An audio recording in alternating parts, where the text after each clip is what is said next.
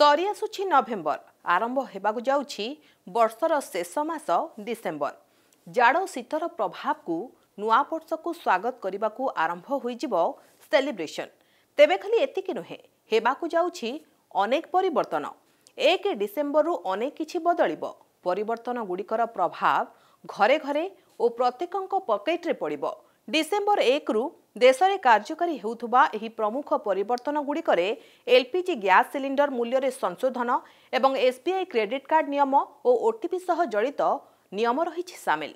प्रति मासरे एलपीजी मूल्य रे परिवर्तन देखिबाकू मिलुछि। नवेम्बर आरंभर 19 केजी व्यावसायिक एलपीजी गैस सिलिंडर मूल्य रे वृद्धि घटिथिला। तैल एवं गैस वितरण कंपनी गुड़िक प्रति मासर प्रथम दिन में मूल्य संशोधन करती।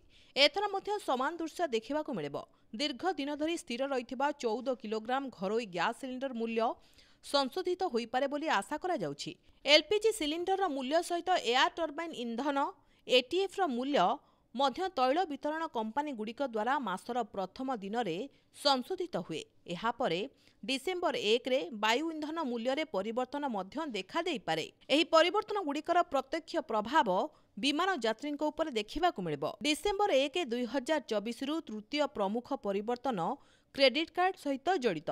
वास्तव में जदि आपण डिजिटल गेमिंग प्लेटफॉर्म और व्यवसाय सहित जड़ित किछि काम करती तेबे आपनकु लागि पारे झटका।